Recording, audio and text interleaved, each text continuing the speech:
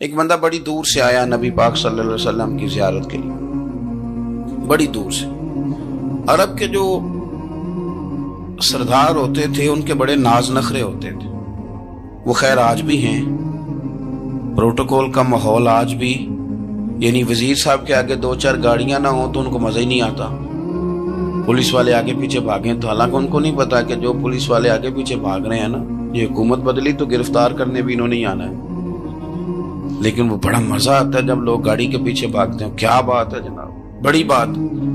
اور ہماری طبیعتوں میں پتہ نہیں کون سی، یہ پیسے پھینکنے والے دوست مجھ سے ناراض نہ ہو جائیں، لیکن میں اکثر سوچتا ہوں کہ یار یہ کس طرح کا کام ہے کہ پہلا کھلارنے پھر آپ اکٹھے کر لیں، تو آپ کٹھے دے دیں جس کو دینے ہیں، ختم ہو جائے بات۔ یعنی وہ محفل میں نا گپ شپ ہو رہی ہوتی ہے، کٹھے کرنا لے پان دینا لے، کس چکر میں پڑ گئے۔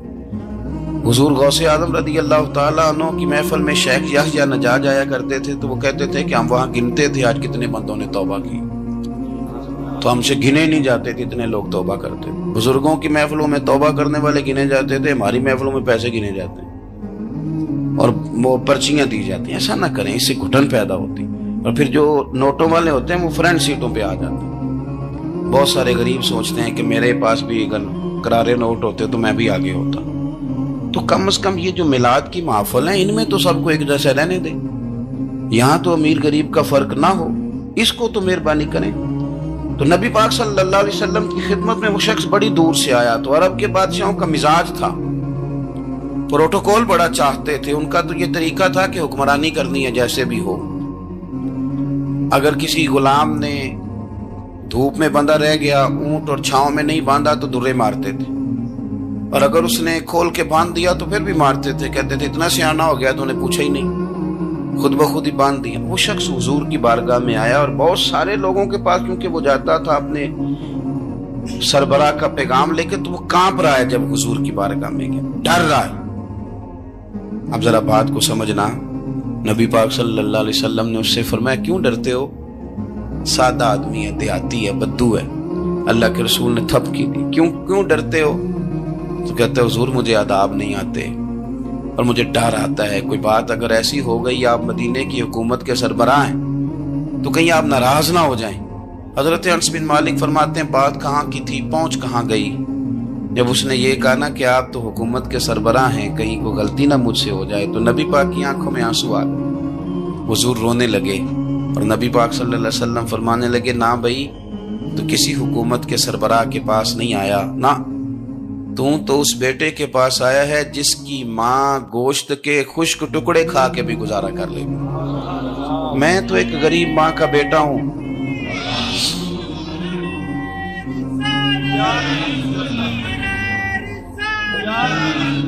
بھائی اگر آپ کا یہ ذوق بن جائے، دیکھو نا آج تو لوگ بھول جاتے ہیں نا، کپڑے بدل لیتے ہیں تو وہ سمجھتے ہیں کہ شاید سارا کچھ ہی بدل گیا، یعنی گاؤں سے آ کر پڑھنے والے بھول ہی گئے ہیں کہ کس کی ماں نے کتنا زیور بیچا تھا۔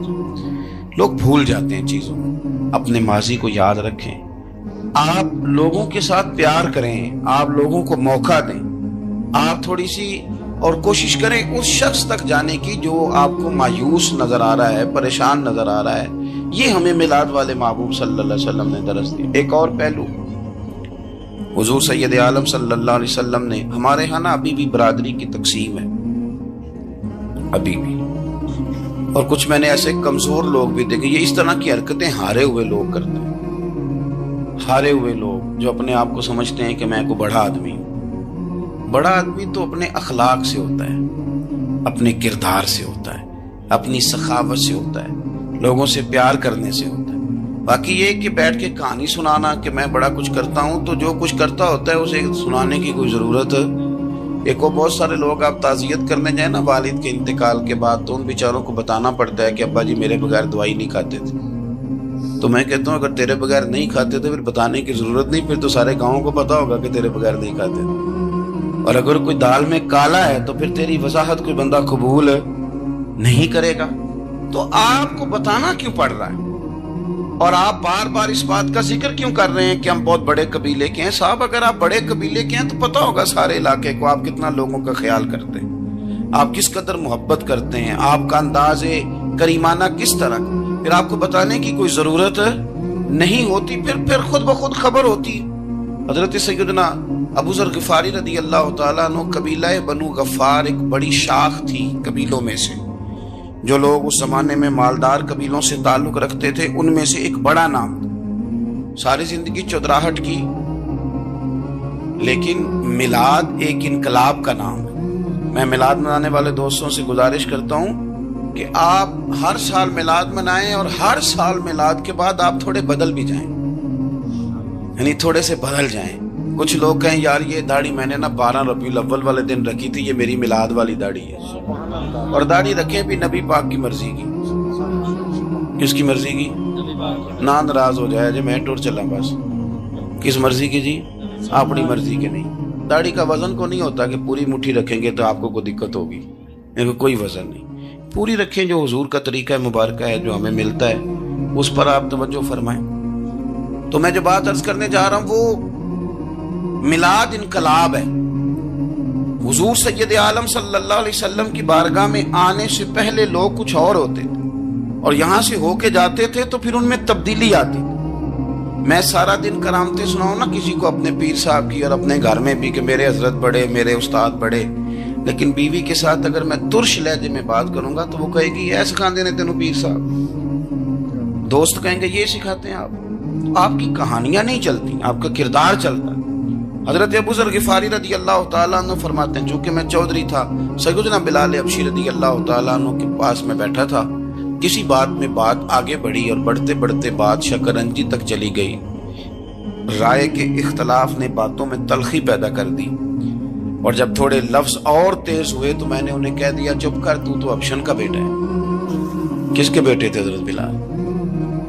کہتے ہیں جب انہوں نے مجھے کہا میرا دل بڑا ٹوٹا، لیکن میں نے ارادہ کیا کہ میں نے حضور کی بارگاہ میں نہیں عرض کرنی ہے، ہر بات کی ہم حضور کی بارگاہ میں شکایت کریں۔ لیکن میں جا کے مسجد میں بیٹھا، اور جب سرکار آئے نا، ارادہ نہیں تھا کہ عرض کروں گا، لیکن حضور کا چہرہ دیکھا تو دکھ میرا خود ہی تازہ ہو گیا۔ رونے کا بھی تو تب ہی مزہ آتا ہے نا کوئی اپنا ملے تو۔ فرماتے ہیں کہ میرے آنسو نا بغیر اختیار کے چھلک پڑے، اور میں کھل کے روئے، کھل کے۔ قربان جاؤں محبوب کے بھی حضور نے پاس نہیں بلایا، بلکہ نبی پاک اٹھ کے خود میرے پاس آئے اور مجھے کندھوں سے پکڑ کے سینے سے لگایا، اور جب میں کھل کے رو لیا تو حضور میرے آنسو پوچھنے لگے۔ کچھ شعر ایسے ہوتے ہیں جو کسی نے کہے ہوتے ہیں، اور کہنے والا جو ہوتا ہے وہ صاحب حال ہوتا ہے، تو اس میں کچھ خوبصورتی زیادہ ہی ہو جاتی ہے۔ ایک پنجابی کے شاعر ہمارے گجرات میں گزرے، بزرگ تھے، ان کا ایک شعر ہے، وہ کہتے ہیں ایک باری میری آنکھیاں چوں اونا نے اتھرو پونجے سن، ایک باری میری آنکھیاں چوں اونا نے اتھرو پونجے سن، ہن تے چسکا پہ گیا رونے دا۔ ایک باری میری آنکھیاں چوں اونا نے اتھرو پونجے سن، ہن تے چسکا پہ گیا رونے دا، تے ہر ویلے آہو زاری دا۔ تو میں روز رونے لگا ہوں، مزہ ہی بڑا آیا ہے جب سے محبوب نے چپ کرانا شروع کیا میرے عزیز۔ اور پھر حضرت بلال حبشی رضی اللہ تعالیٰ عنہ جو کہ حضور کے غلام تھے، اور انہیں پتا تھا کہ سرکار میری ناز برداری کرتے ہیں، حضور نے چپ کرایا۔ فرمایا کیوں روتے ہو؟ تو عرض کرنے لگے یا رسول اللہ صلی اللہ علیہ وسلم، اگر میں ابشن کا بیٹا ہوں تو میری تو غلطی کوئی نہیں نا، یہ تو تقسیم اللہ کی ہے نا۔ الذی خلقک فسواک فعدلک فی ای صورت ما شاء رکبک، جس طرح وہ چاہتا ہے، جس کو چاہتا ہے اس طرح کی اس کی صورت بنا دیتا ہے۔ تو مجھے ابشن کا بیٹا کہا جاتا ہے، میری غلطی کیا ہے؟ حضرت بلال نے بھی نہیں بتایا کس نے کہا، لیکن نبی پاک صلی اللہ علیہ وسلم نے کیا فرمایا؟ امام یوسف صالحی نے لکھا ہے، ذرا غور کرنا بات پر، تسلیاں لوگ اور رنگ میں بھی دیتے ہیں، پر یہ تسلی بڑی انوکھی ہے۔ حضور فرمانے لگے بلال اگر تو ابشن کا بیٹا تو پریشان کیوں ہوتا ہے؟ کالے رنگ والی ماں کا بیٹا ہے تو پریشان کیوں ہوتا ہے اگر تیری والدہ کا رنگ کالا ہے تو؟ عرض کی حضور آپ کیا فرمانا چاہتے ہیں؟ تو سرکار فرمانے لگے میں 2 ماؤں کا بیٹا ہوں، ایک جناب آمنہ جنہوں نے مجھے پیدا کیا، اور ایک حضرت ام ایمن جنہوں نے میری پرورش کی، مجھے بڑا کیا۔ حضور فرمانے لگے میری ماں آمنہ کا رنگ گورا تھا اور میری ماں ام ایمن کا رنگ کالا ہے۔ تو فرمایا اگر تجھے کسی نے کالے رنگ والی ماں کا بیٹا کہا تو اسے کہہ دینا مدینے والی محبوب کی بھی تو ایک والدہ کا رنگ کالا ہے، تو کہہ دینا۔ حضرت بلال کہتے ہیں کہ وہ اس طرح کی تسلی تھی، طفل تسلی نہیں جس طرح کی ہمیں دی جاتی، وہ اس طرح کی خوبصورت تسلی تھی کہ اس کے بعد میرا دل ایسا ٹھنڈا ہوا، پھر کسی کا تانا نہیں رہا، پھر کسی کی تکلیف نہیں رہی۔ رسول پاک صلی اللہ تعالی علیہ وسلم نے یہ جو آج تقسیم ہے ہمارے ہاں اونچ نیچ کی، چھوٹے بڑے کی، ذات برادری کی، حضور فرماتے ہیں میں نے پاؤں کے نیچے رکھ کے کچل دی، اب اس کا کوئی سٹیٹس نہیں رہا، اب یہ کوئی معاملہ نہیں۔ پھر میرے بھائی ایک معاملہ ہمارے اندر جو اور بڑی شدت کے ساتھ آیا ہے اور جس نے بڑا زور پکڑا ہے، وہ یہ ہے کہ ہم نا پڑھے لکھے لوگوں سے معذرت کے ساتھ، پڑھے لکھے لوگوں کا بھی ایک مسئلہ ہے، وہ دوسروں کو جاہل کہنا ضروری سمجھتے ہیں، الا ماشاء اللہ۔ میں اکثر کہتا ہوں کہ یہ تو آسان کام ہے نا، آپ نے کہہ دیا جاہل نہیں جی سارے پنڈ والے، یہ تو بڑا آسان کام ہے، تو جان چھڑانے والی بات ہے، ان پڑھ ہیں جی اس قوم دا کچھ نہیں بن سکتا، بھی تو آسان کام ہے، جان چھوٹ گئی۔ میں بھی کھڑا ہوتا ہوں نماز جنازہ کی امامت کرنے کے لیے، کبھی تو کہہ دیتا ہوں کہ جناب آج لوگوں کو نماز جنازہ کی دعا نہیں آتی، تو سوچتا ہوں کہ اگر کسی نے کھڑا کر کے پوچھ لیا کہ آپ نے کتنے لوگوں کو یاد کرائی ہے، ہم نے کبھی کہا کہ آؤ بیٹھو یاد کراؤں، تو اس کا جواب کیا ہے؟ تنقید کرنا آسان کام ہے اور تعمیر کرنا یہ مشکل مرحلہ ہے۔ عزیز دوست، ہمارے ہاں نا ان پڑھ بندے کے ساتھ اور اس بندے کے ساتھ جس کی سوچیں محدود ہیں، ہمارا رویہ اتنا تلخ ہوتا ہے۔ بھئی مزہ تو تب آتا ہے نا جب آپ کو، کچھ لوگ کہتے ہیں میں اچھے کے ساتھ اچھا ہوں، تو اچھے کے ساتھ تو ساری دنیا اچھی ہوتی ہے، آپ نے اس میں کیا کمال کیا؟ حضور سید عالم صلی اللہ علیہ وسلم نے تو فرمایا اس کے ساتھ جوڑو جو تمہارے ساتھ توڑ رہا، جو سخت رویہ اختیار کرے، سخت۔ بخاری مسلم میں حدیث ہے، حضرت عمر فاروق رضی اللہ تعالیٰ عنہ، حضرت انس بن مالک فرماتے ہیں کہ حضور سید عالم صلی اللہ علیہ وسلم گزر رہے تھے اور سرخ رنگ کی نہ نجرانی دھاری دار چادر سرکار نے اوڑھ رکھی تھی۔ ایک بدو آ گیا، اس نے کیا کیا کہ حضور کی مقدس چادر کو پکڑ کے کھینچا اور اس زور سے کھینچا کہ گردن مبارک پہ نشان پڑ گئے۔ زور سے دروازے پہ دستک دے دینا بھکاری، تو اسے خراش رات کوئی نہیں ملتی، البتہ جھٹکیاں دو چار ضرور مل جاتی۔ توڑنا ہے دروازہ، خیرات لینے آیا کہ تو قرضہ لینے آیا؟ اس نے آ کر کے زور سے چادر کو کھینچا، مقدس گردن پہ نشان پڑ گیا۔ سرکار نے رخ انور پھیرا، کہتا پتہ کیا ہے، میں غریب آدمی ہوں، کچھ مانگنے آیا ہوں۔ بھئی تو گلے میں چادر ڈال کے مانگے گا؟ لیکن یہ آپ کا کمال ہے، یہاں اب آپ کے علم کا، آپ کے حوصلے کا، ظرف کا پتہ چلتا۔ کھینچی چادر، کچھ مانگنے آیا ہوں، اور صحیح بخاری کے لفظ یہ ہیں کہ فَالْتَفَتَ إِلَيْهِ فَضَحِكَ، جب محبوب نے اس کی طرف توجہ کی، اس کی بات سنی، اس نے گلے میں چادر ڈال کے کھینچا ہے، نشان ڈال دیا ہے، لیکن جب حضور نے توجہ کی تو فَضَحِكَ، نبی پاک نے مسکرانا شروع کر دیا، حضور مسکرائے، یعنی چادر ڈال کر کھینچنے والے، اور یہ چیز آپ کو بڑا کر دے گی۔ آپ یقین کریں، آپ کو کسی نے برا کہا تو آپ نے ڈبل برا کہا تو آپ تانگ ہوں گے۔ ہنڈیا جب جلتی ہے تو اس کے کندھے، ابلتی ہے تو اس کے کندھے جل جاتے ہیں۔ آپ کسی کو اینٹ کا جواب پتھر سے دے کے پریشان ہوں گے، لیکن اگر آپ نے کہہ دیا نا چل یار موج کر، اور کر لے دو گل، اور آپ ہنسیں، یہ بڑی پاکیزہ سزا ہے دشمن کے لیے، بڑی صاف ستھری۔ جتن جتن تے ہر کوئی کھیڑے، ہارن کھیڑ فقیرہ، جتن جتن تے سارے لوگ کر دینا کام جتنے آلا، میں نے جیتنا ہے۔ تو درویش کہتے ہیں جتن جتن تے ہر کوئی کھیڑے، تو ہارن کھیڑ فقیرہ، اوے جتن دا مل کوڈی پیندائی، ہارن دا مل ہیرا، ہارن دا مل ہیرا۔ کبھی کبھی ارادہ کریں چل کوئی بات کر لے یار، پھر کیا ہے، اور یہ کام آئے گی چیز بہت زیادہ۔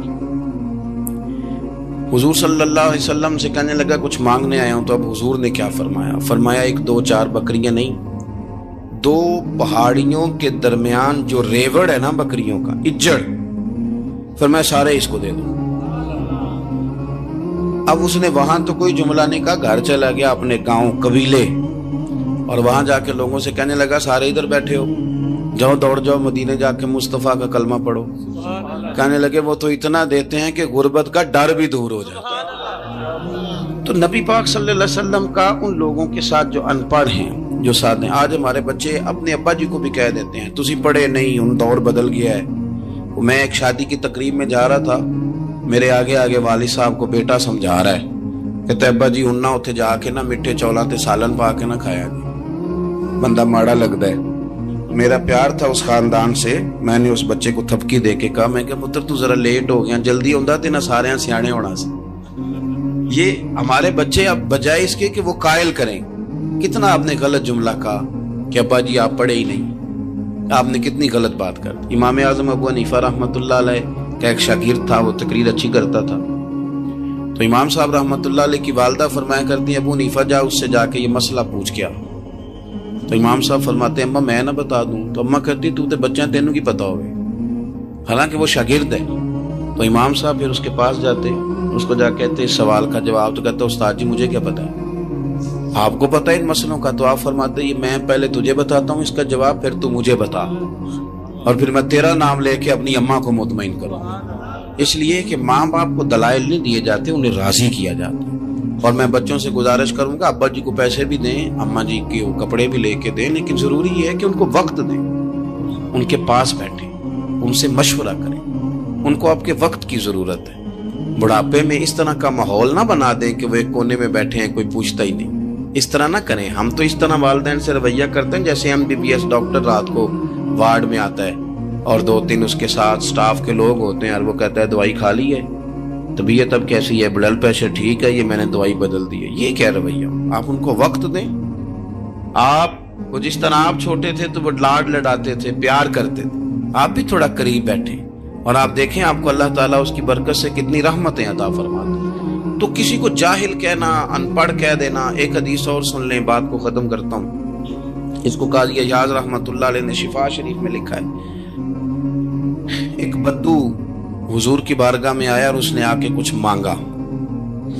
اللہ کے پیارے حبیب صلی اللہ علیہ وسلم کی بارگاہ میں مانگا جہاں ایک مانگنے پر دریا بہا دیے جاتے ہیں. دریا بہا دیے ہیں, در بے بہا دیے.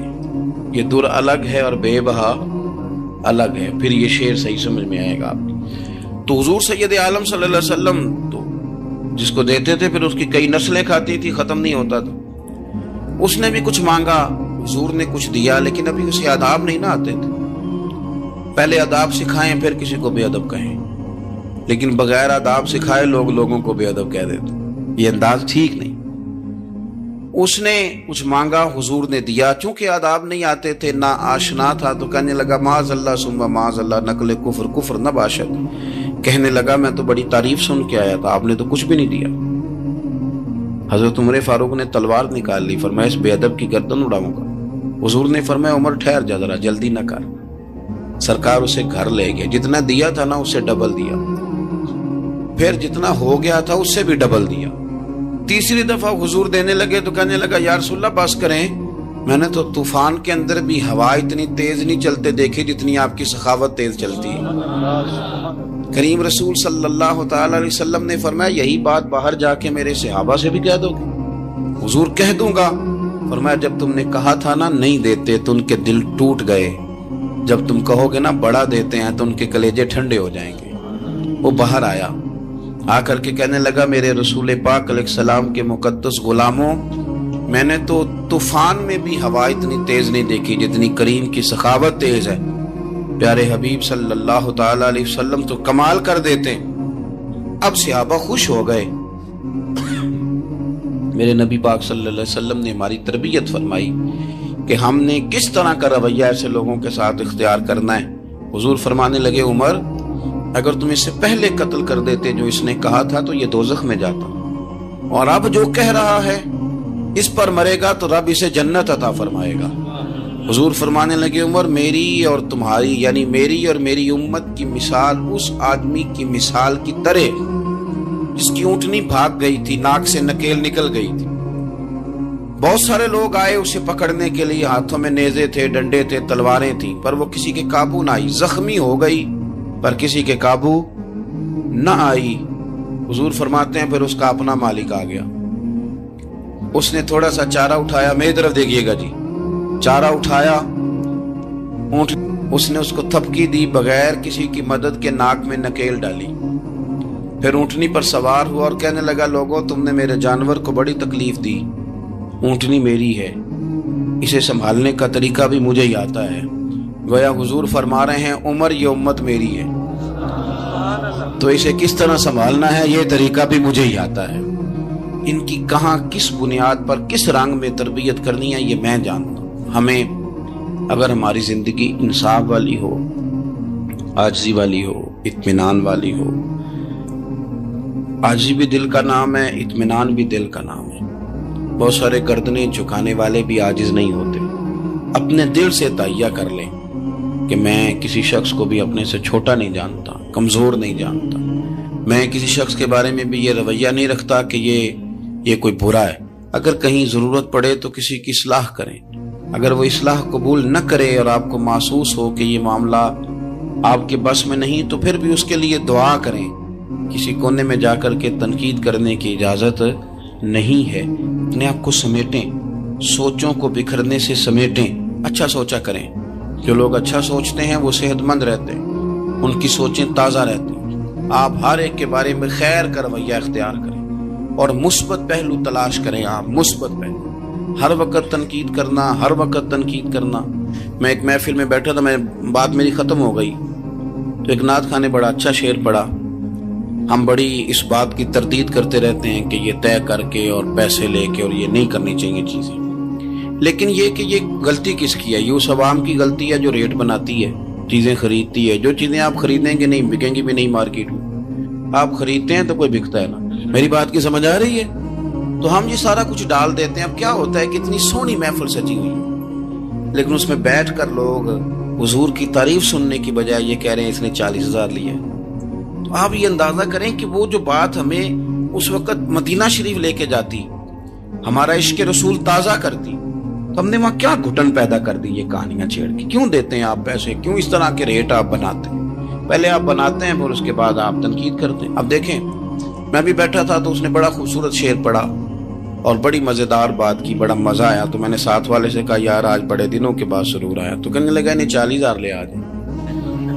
میں انہوں کیا تو 10 منٹ کھلو جانا سی، مزہ تو لینے دیتا۔ اور پھر میں نے اسے کہا کہ یار بات سنو، کیوں دیتے ہو 40,000؟ اور اگر اس نے لیا بھی ہے نا تو آج اتنا مزہ آیا نا، میرے خیال میں نا اس کا 40 نہیں 80 بنتا ہے۔ دیکھو نا اس نے ہمیں پہنچا کہاں دیا ہے۔ تو آپ مثبت لیں چیزوں کو، مہربانی کریں، اچھا سوچیں، اچھے رویے اختیار کریں۔ کسی شاعر نے کہا تھا کچھ تو مجبوریاں رہی ہوں گی، یوں ہی کوئی بے وفا نہیں ہوتا۔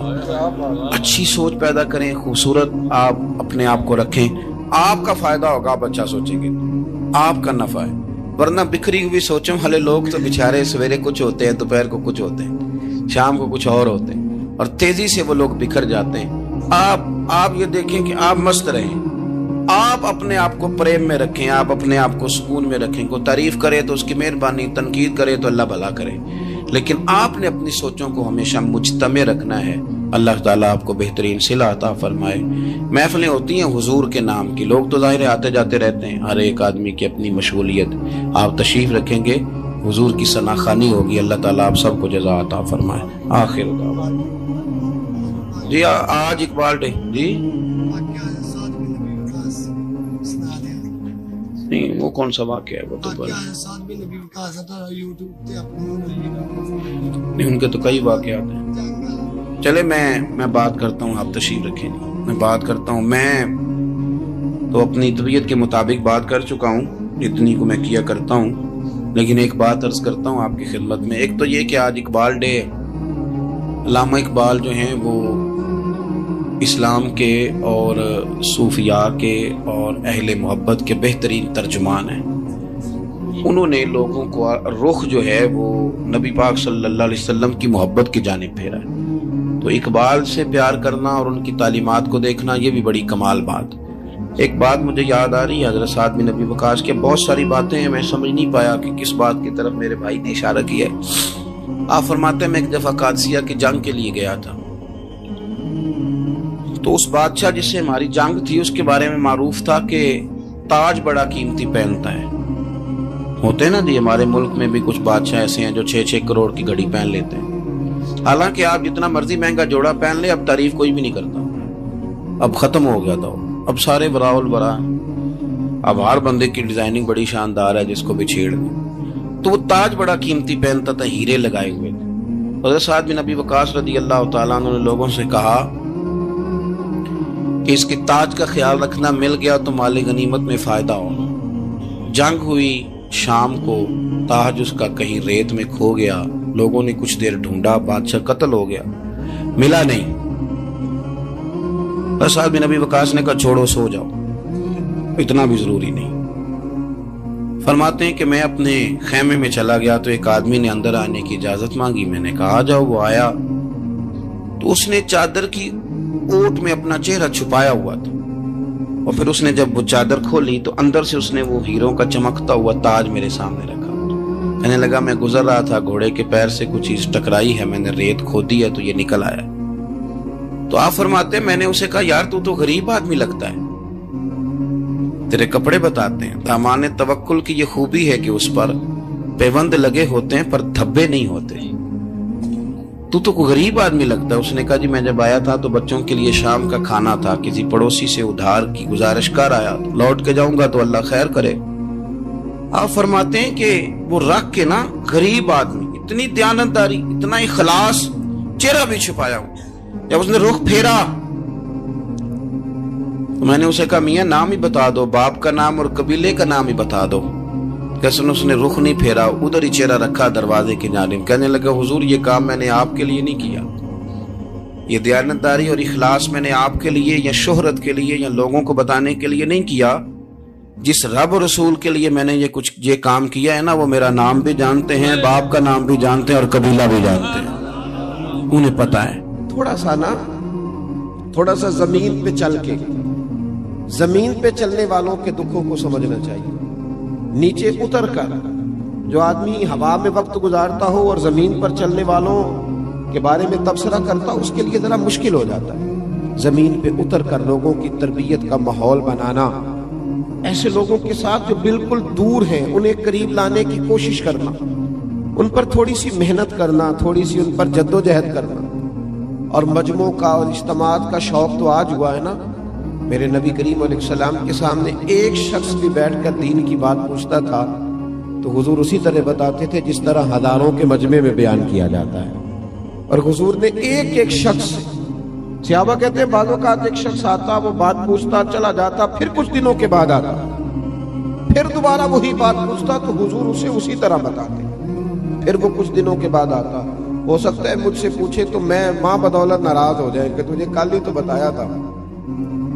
ہو سکتا ہے وہ دوبارہ پوچھے تو میں کہوں کہ بھائی میں تیرے لیے فارغ نہیں ہوں, مجھے اور بھی کچھ کام ہے. لیکن جتنی دفعہ کوئی آیا, جب آیا اور جو اس نے پوچھا, میرے محبوب نے جھولی بھر کے عطا فرمایا. حضور صلی اللہ تعالی علیہ وسلم کا یہ رویہ تھا. ہمارے ہاں بھی لوگ خیرات دینے آتے ہیں تو بہت بڑا بھی جو سخی ہوتا ہے نا رمضان میں, اس کے دروازے پہ آ کے صبح 9 بجے غریب بیٹھتے ہیں زکوٰۃ دینے آئے.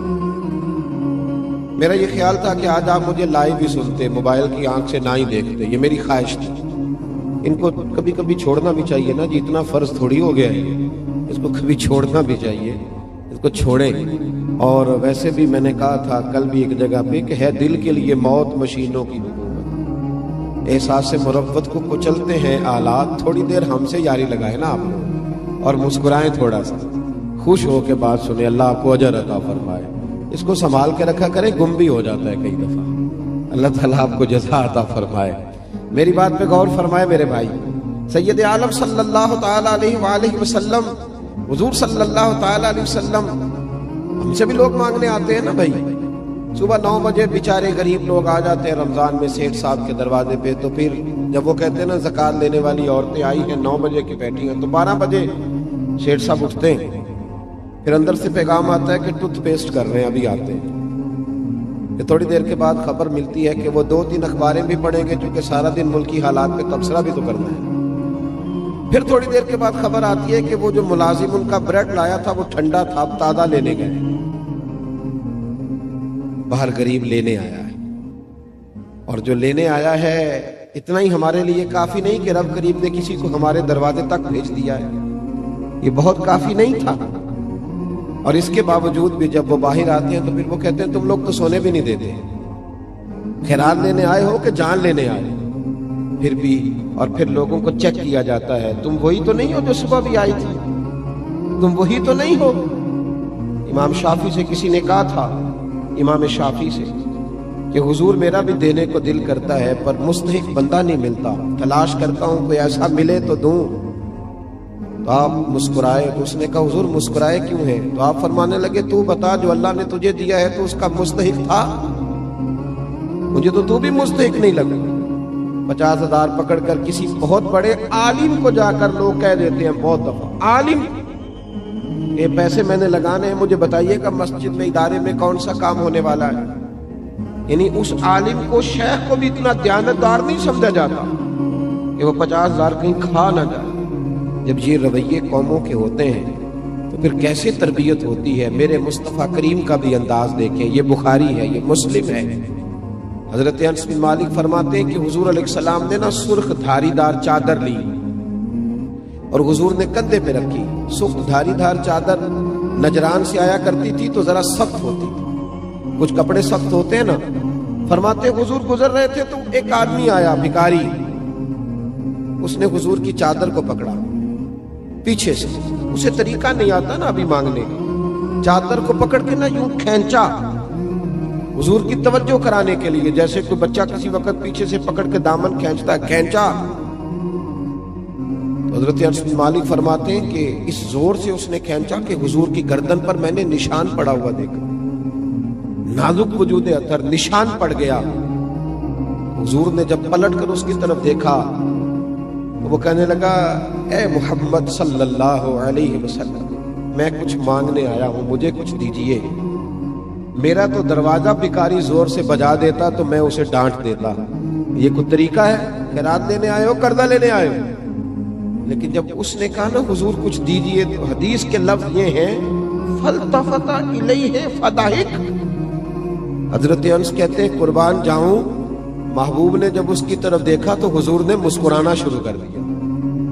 یہ بڑا مشکل کام ہے کہ کوئی گلے میں چادر ڈال کے کھینچے اور انسان مسکرائے، لیکن بریلی کے امام فرماتے ہیں جس کے گچھے سے لچھے جڑے نور کے، ان ستاروں کی نزہت پہ لاکھوں سلام، ان کے خطبے کی ہیبت پہ بے حد درود، اور ان کی باتوں کی لذت پہ لاکھوں سلام، اور جس کی تسکین سے روتے ہوئے ہنس پڑے، جس کی تسکین سے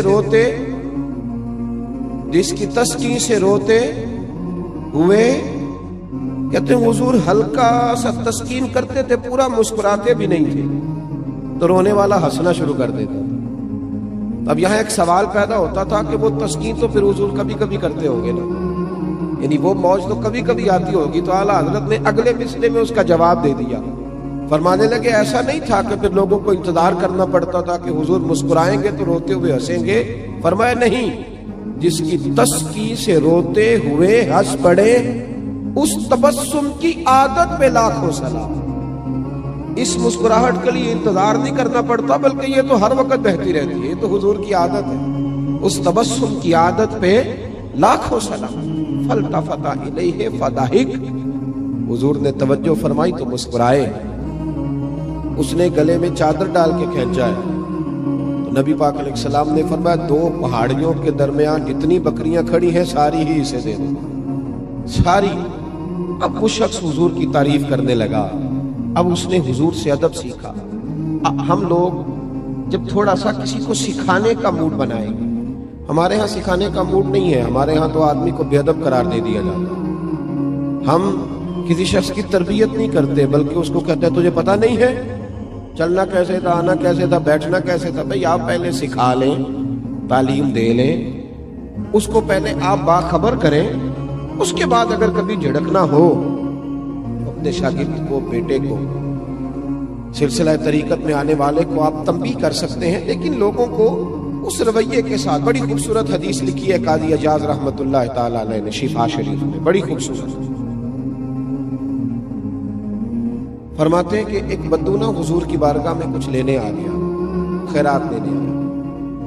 رات کا وقت تھا تو حضور صلی اللہ علیہ وسلم نے کچھ عطا کیا۔ جب حضور نے کچھ دیا نا تو اس نے بڑی سخت بات کی، بڑی سخت بات کی۔ حضور نے کچھ دیا تو کہنے لگا کہ یا رسول اللہ صلی اللہ علیہ وسلم میں نے تو بڑی تعریف سنی تھی، معاذ اللہ ثم معاذ اللہ نقل کفر کفر نہ باشد. کہنے لگا میں نے تو بڑی تعریف سنی تھی، آپ نے تو کچھ بھی نہیں دیا. حالانکہ حضور تو جس کو ایک قطرہ عطا کرے اس کی تو نسلوں کی بھوک بھی ختم ہو جاتی ہے. لیکن دیہاتی تھا نا، ان پڑھ ہے، ابھی بدو ہے، آداب نہیں جانتا. میں نے تو بڑی تعریف سنی تھی، تو یہ آپ کیا دے رہے ہیں؟ یہ آپ نے کیا کیا؟ حضرت عمر فاروق رضی اللہ تعالیٰ عنہ موجود تھے تو جناب عمر نے تلوار پر ہاتھ رکھا، اس بے ادب کو قتل کریں گے. حضور نے فرمایا عمر ٹھہر جا، جلدی نہ کر. حضرت عمر فاروق رضی اللہ تعالیٰ عنہ کہتے حکم پا کے میں ٹھہر گیا تو حضور نے اس بدو کا دامن پکڑا، حضور گھر لے گئے. گھر لے جا کے حضور نے اسے کچھ اور دیا. فرمایا آپ کیا خیال ہے؟ کہنے لگا تھوڑا اور مل جائے تو اچھا ہے. حضور نے تھوڑا اور دیا، پھر اور دیا، پھر اور دیا. اب تنگی داماں پہ نہ جا، اور بھی کچھ مانگ. جب حضور نے بڑا نوازا نا، کہنے لگا یا رسول اللہ بس کریں، اب تو مجھ سے اٹھایا بھی نہیں جائے گا، اب نہیں اٹھایا جائے. اور ایک روایت یوں بھی ہے کہ وہ مسلمان بھی نہیں تھا. حضور اٹھایا نہیں جائے گا، بس کریں. حضور نے فرمایا اب تیرا میرے بارے میں کیا خیال ہے؟ تو عرض کرنے لگا یا رسول اللہ میں نے تیز آندھی، اتنی طوفان اتنا تیز چلتا نہیں دیکھا جتنی آپ کی سخاوت تیز چلتے ہوئے دیکھی. حضور نے فرمایا مسجد میں تم نے میرے صحابہ کے سامنے جو کہا نا، اس سے ان کے دل ٹوٹ گئے. یہ لفظ اگر تم مسجد میں جا کے بیان کرو گے نا تو ان کے دل جڑ جائیں گے. اب اس فکرے کو سمجھیے گا، جب اس نے کہا کہ حضور نے کم دیا تو دل ٹوٹے، دل ٹوٹے. یعنی محبوب امت کو یہ درس دے رہے ہیں کہ جب تم نے کہا نا نہیں دیتے تو امت کا دل ٹوٹتا ہے، اور جب تم کہتے ہو نا حضور بڑا دیتے ہیں تو دلوں میں خوشی داخل ہوتی ہے. کون دیتا ہے دینے کو منہ چاہیے، دینے والا ہے سچا ہمارا نہیں. نبی کریم صلی اللہ تعالی علیہ وسلم اسے مسجد میں لائے. خاص غور فرمائیے، مسجد میں لا کر کے حضور علیہ السلام نے فرمایا وہی بات کرو، اب کہو کیا کہتے ہو. انہوں نے صحابہ کے مجمع میں کہا کہ لوگوں، میں نے آندھی اور طوفان کو اتنا تیز چلتے نہیں دیکھا جتنا حضور کی سخاوت کو تیز چلتے دیکھا ہے. صحابہ خوش ہو گئے. اب یہاں حضور نے ایک مثال بیان کی جو بڑی ہی میٹھی ہے اور میرے اور آپ کے لیے بڑی تسلی کا باعث ہے.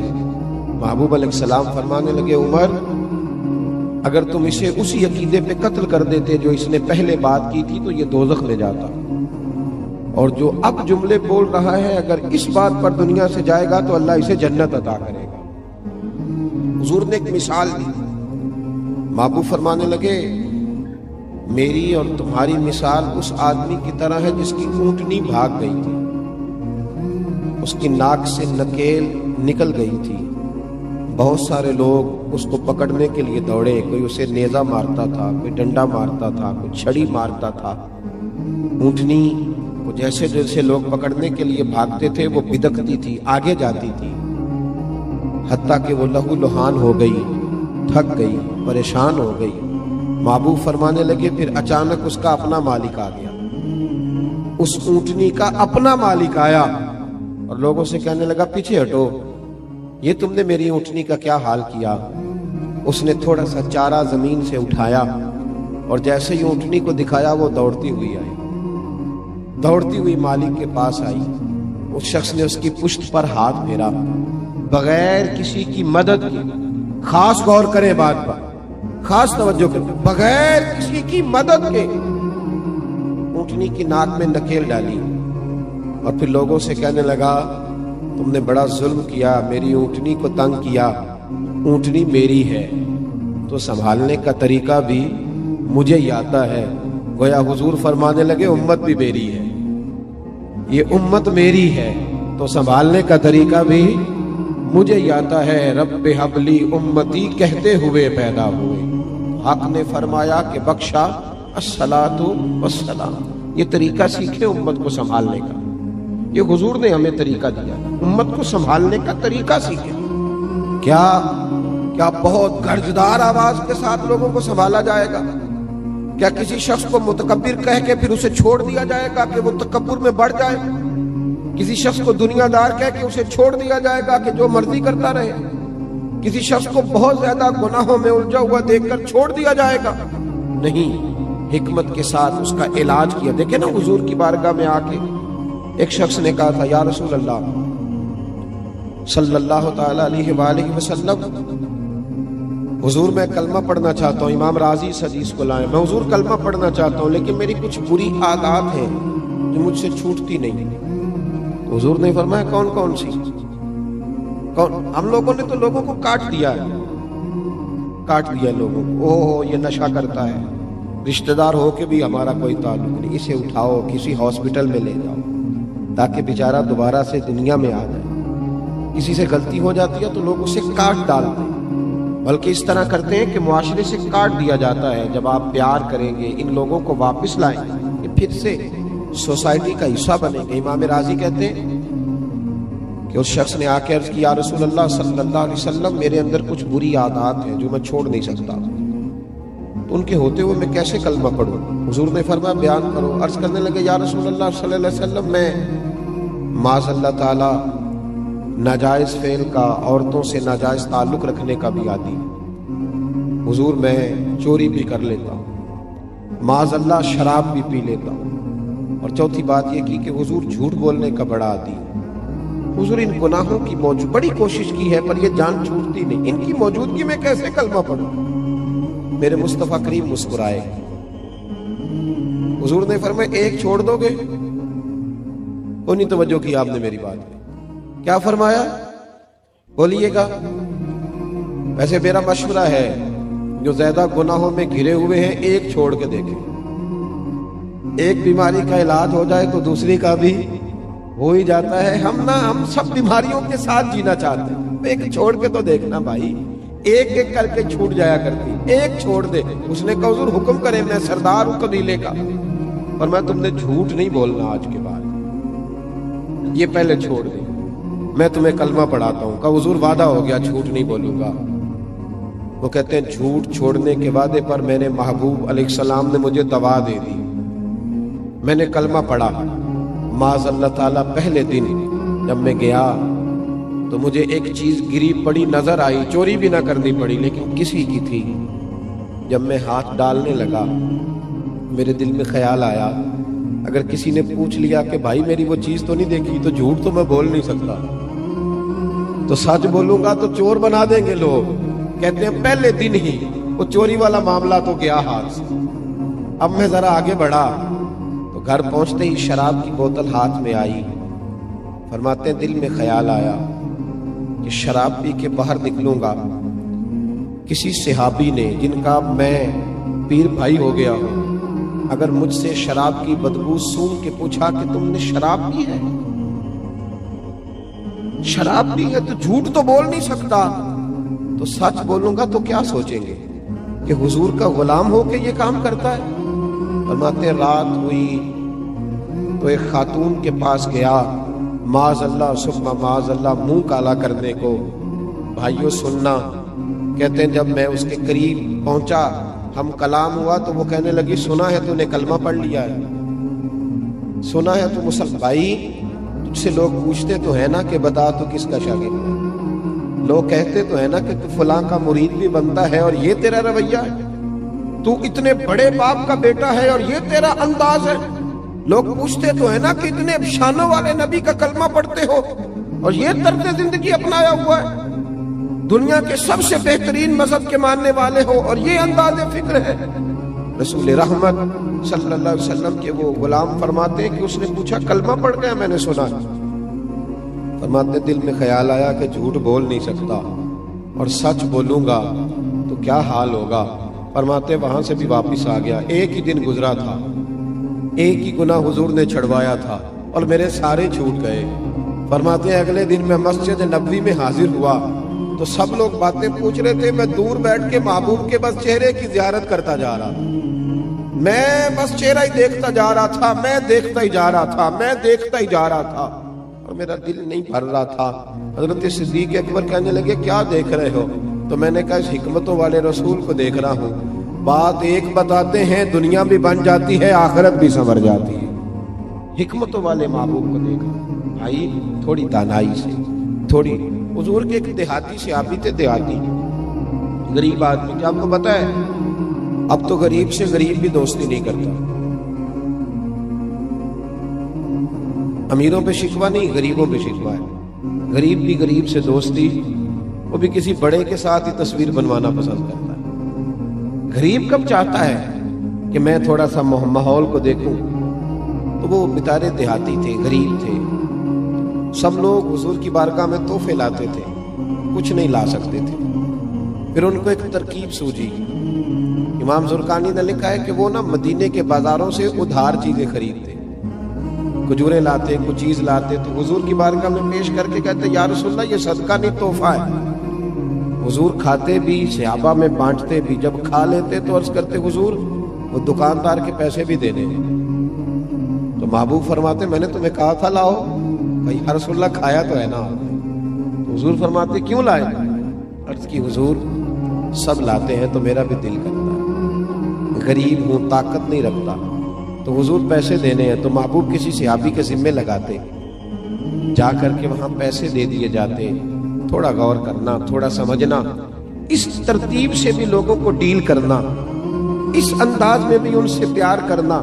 اس ایک صحابی تھے، بات کو سمیٹنا ہوں، ایک صحابی تھے حضرت عبداللہ مزنی رضی اللہ تعالی، قبیلہ مزن کے رہنے والے۔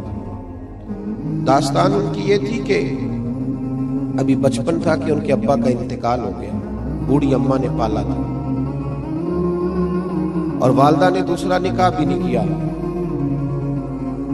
حضرت عبداللہ کہتے ہیں ہم اپنے چچا کے ساتھ وقت گزارتے رہے، چچا نے پالا پوسا بڑا کیا۔ جب وہ جوان ہوئے تو اللہ نے مہربانی فرمائی اور وہ مسلمان ہو گئے۔ فرماتے میرا چچا اسلام کا بڑا سخت دشمن تھا، معاذ اللہ مدینے کا، حضور علیہ السلام کا نام بھی سننا گوارا نہ کرتا تھا۔ فرماتے ہیں شدید تکلیف تھی، اور میں تھا کہ میرا روز مدینے جانے کو دل کرتا تھا، حضور کے قریب جانے کو دل کرتا۔ میری اماں، میری والدہ میرے حال سے واقف تھیں۔ میں اکثر جب گھر میں روتا تو میری اماں کہتی کہ بیٹا میں تیرا درد جانتی ہوں، لیکن تیرا چچا بڑا دشمن ہے اور اس نے ہی تجھے پالا پوسا ہے۔ آپ فرماتے میں شدید تکلیف میں رہتا۔ جو لوگ تکلیف میں رہ کے حضور سے محبت کرتے ان کے رنگ بھی بڑے ہی انوکھے، بڑے نرالے۔ جو شہزادے بن کے آئے اور شہزادے بن کے وقت گزارے، ان کا تو ماحول ہی اور ہے۔ یہ کبھی کوئی اس سے ملے جس نے یہ درد سہا ہو، اس نے کہا تھا عشق ایک ڈھونگ ہے، تو میں نے کہا تجھے عشق ہو خدا کرے، پھر کوئی تجھے اس سے جدا کرے اور تو اسے تسبیحوں پہ پڑا کرے، پھر تو گلی گلی پھرا کرے، تو اسی کا نام جپا کرے، پھر میں کہوں کہ عشق ایک ڈھونگ ہے اور تو نہیں نہیں کہا کرے۔ فرماتے جب میں بحال ہو گیا نا ایک دن تو حد ہو گئی، چچا کے سامنے کھڑا ہو گیا جا کر۔ میں نے کہا اب میں نہیں رہ سکتا، مجھے مدینے جانا ہے، اب نہیں رہوں گا۔ تو کہتے ہیں چچا تو غصے میں بپھر گیا، کہنے لگا تجھے پتا ہے تیرے پاس جو کچھ ہے سارا میرا دیا ہوا ہے؟ فرماتے میں نے کہا کہ مجھے پتا تھا تو یہی کہے گا، میں ہر چیز رکھ آیا ہوں، سارا کچھ لے لے۔ کہتے چچا کہنے لگا کہ گھر بھی میرا ہے، پیسے بھی۔ تو میں نے کہا چچا سب چھوڑ دیا، جیبیں بھی اس نے وہیں خالی کرا لی۔ یوں بھی لوگ مدینے جایا کرتے تھے، یوں بھی لوگ مدینے جاتے تھے۔ اب تو بھئی انداز ہی اور ہو گیا نا لوگوں کا مدینے جانے کا، یوں بھی لوگ مدینے جاتے تھے۔ فرماتے ہیں ہر چیز جب دے دی تو وہ کہنے لگا یہ جو کپڑے تو نے پہنے ہیں یہ بھی میں نے لے کے دیے تھے۔ حضرت عبداللہ فرماتے ہیں یہ رنگ بھی مجھ پہ آیا کہ میں نے وہ کپڑے بھی اتار کے رکھ دیے۔ اندھیری رات میں خالی وجود کے ساتھ میں ماں کے پاس پہنچا۔ میں نے کہا ماں ایک دن پہلے بھی میں بغیر کپڑوں کے پیدا ہوا تھا، تو نے کپڑے دیے تھے۔ جب یہ حال ہوتا ہے تو پھر انسان اماں کے پاس ہی جاتا ہے، اماں پھر سے کپڑوں کی ضرورت ہے۔ فرماتے ہیں روتی ہوئی ماں نے 2 عورتوں والے کپڑے دیے، وہ لے کے میں مدینے آیا۔ میں بڑی قسم پرسی میں آیا تھا، میں بڑا سادہ تھا، لیکن فرماتے ہیں مدینہ منورہ میں مجھے لگتا تھا سب سے زیادہ عزت میرے رسول نے مجھے ہی عطا فرما دی۔ فرماتے میرا بڑا احساس ہونے لگا، وہ سارے دکھ مجھے بھولنے لگے۔ حضرت عبداللہ رضی اللہ تعالیٰ عنہ فرماتے ایک رات حضور نے منع فرمایا کہ جب کوئی نماز پڑھ رہا ہو، تلاوت کر رہا ہو، سویا ہو تو اونچا ذکر نہیں کرنا، किसी को तकलीफ ना हो। फरमाते मैं एक दिन मोहब्बत में ऊंचा जिक्र करने लगा तो हजरत उमर फारूक ने डांट दिया। फरमाया तुम्हें नहीं पता हुजूर ने मना फरमाया? फरमाते मैं खामोश हो गया और दिल में ख्याल था कि हुजूर को नहीं बताना, क्योंकि मेरी गलती है, नहीं मुझे करना चाहिए था। लेकिन प्यारे महबूब जब मिंबर पे बैठे, हुजूर का चेहरा देखा तो मेरे आंसू खुद ही निकल गए। हुजूर तशरीफ लाए, सीने से लगाया, मैं खोल के रोया। हुजूर अलैहिस्सलाम ने फरमाया क्या हुआ? अर्ज की हुजूर बस जरा लाडला हो गया हो ना मदीने में, वरना हुआ तो कुछ भी नहीं, आप ही ने मना किया है तो मुझसे वो गलती हुई तो उमर ने डांट दिया। हुजूर ने फरमाया बुलाओ ना जरा उमर, बुलाओ जरा। जनाब उमर फारूक हाजिर हुए तो हुजूर ने फरमाया सबको डांटा कर, मेरे अब्दुल्ला को कुछ नहीं कहना, ये भूल भी जाए तो कुछ नहीं कहना, इसलिए कि मेरे लिए बड़ी तकलीफ बर्दाश्त करके यहाँ तक पहुंचा है, बड़ी तकलीफ बर्दाश्त करके। सहाबा फरमाते हैं ये अब्दुल्ला बड़ी शान वाले थे, इनका विसाल भी हुजूर के हाथों में हुआ। और फरमाते हैं जब जनाजा उठा तो रंग ही अनोखा था, इतना हमने हुजूर को कम आंसू बहाते देखा जितना हुजूर उस दिन रोए। और फरमाते मदीने में रिवाज था कि जो अपने होते थे वो कब्र में lahad में उतारा करते थे, lahad में इश्क रुखे शाह का दाग लेके चले, अंधेरी रात सुनी थी चराग लेके चले, अपने उतारा करते थे। लेकिन इनका तो अपना था ही कोई नहीं मदीने में, कौन lahad में उतारेगा? हजरत अबू बकर सिद्दीक उतरे, हजरत सैयदना उमर फारूक उतरे कि हम कब्र में उतारते हैं, लेकिन हमने गरीबों के साथ, इन लोगों के साथ हुजूर की मोहब्बत का ये निराला अंदाज देखा। महबूब ने फरमाया तुम निकल आओ। हुजूर कौन उतरेगा? फरमाया तुम निकलो कब्र से। फरमाते ये दोनों निकल आए तो मुस्तफ़ा करीम खुद कब्र में उतर गए और हुजूर ने अपने दोनों हाथों में उन्हें रखा। और फिर हुजूर ने जब उन्हें lahad में उतारा, हजरत बेदम शाह वारसी से किसी ने कहा था कि जब कब्र में जाओगे तो क्या होगा?